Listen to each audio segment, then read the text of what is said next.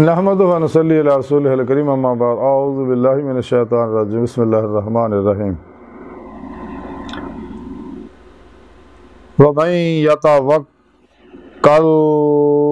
عَلَى اللَّهِ فَهُوَ حَسْبُهُ صدق اللہ مولانا العظیم و صدق رسولہ النبی الکریم لا الہ الا اللہ محمد الرسول اللہ قرۃ عین بک یا رسول اللہ صلی اللہ علیہ وآلہ وسلم الصلاۃ والسلام علیک یا سید یا رسول اللہ وعلی آلک و صحابک یا سید یا حبیب اللہ۔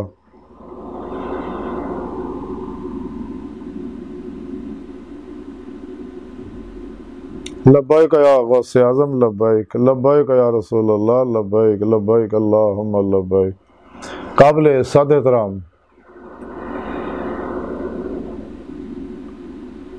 معزز سامعین، آج دے درس تصوف چ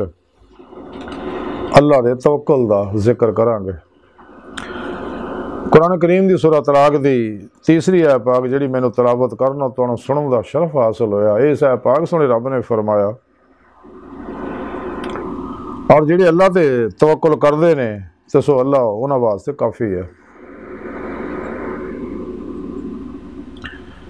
اس آیت پاک سنے رب نے تعلیم دتی کہ میرے بندیو صرف میری ذات تے بھروسہ کرو، مخلوق دے بھروسے جو نکل جاؤ۔ طالبان دنیا تے بھروسہ کرو گے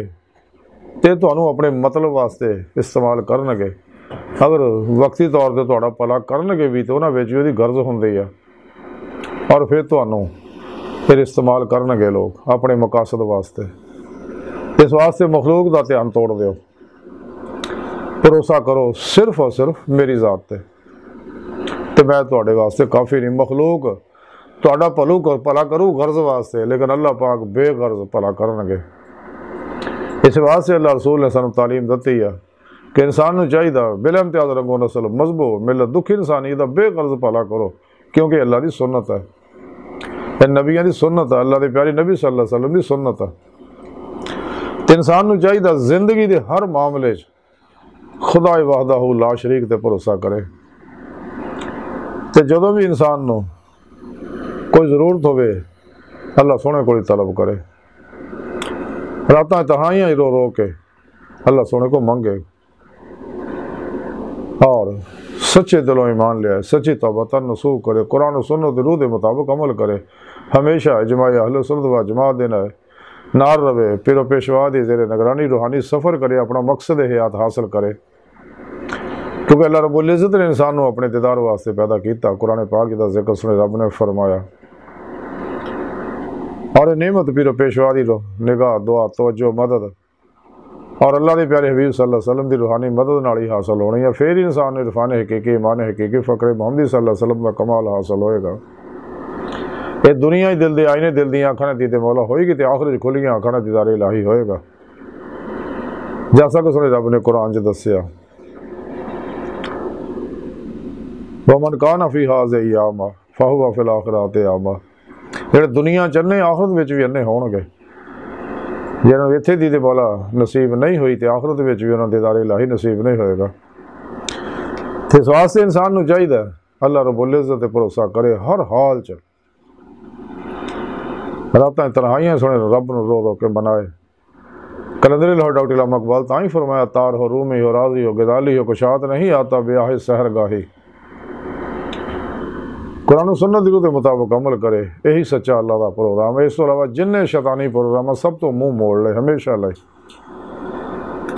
اور اپنے توکل لوں کمال تے بچائے۔ تے سونے رب نے فرمایا کہ جڑا میرے تے توکل کر دے پھر میں انہاں واسطے کافی ہاں۔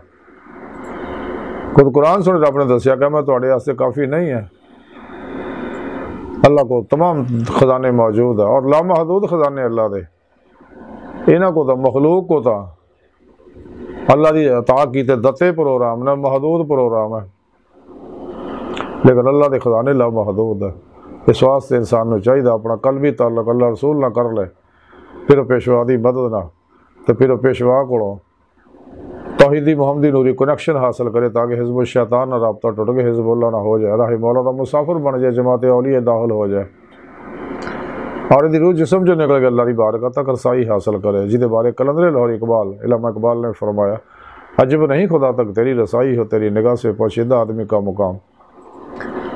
بالا اتنی ساری گفتگو کا خلاصہ ہے کہ انسان نو چاہیے ہر حالت اللہ رب العزت پہ بھروسہ کرے، اور یہ سچا بھروسہ ہے، اور اللہ پاک کدے بھی خالی نہیں موڑنے کے، اگر سچے دلوں انسان آئے گا تو اللہ سونے دی بارگاہ دل دی گہرائیاں دعا کہ اللہ سونے ہستا بڑے حقیر پر تقصیر ماڑے کمزور کامل ماجز مسکین بے سہارا انسان صاحب پیرو پیشوا دے تیرے پیارے حبیب صلی اللہ علیہ وآلہ وسلم دے تیری سونی پاک ذات دے ساڑا کوئی سہارا نہیں، سانو اپنے فضل و توفیق دا کمال عطا فرمائے، اپنے دائمی دیدار دی نعمت عظمہ دولت کبرا عطا فرمائے، اور فقط اپنے ہی ذات بھروسہ کرنے والا بندہ بنائے اللہ، بس باقی سب حوث وما علینا الا البلاغ المبین۔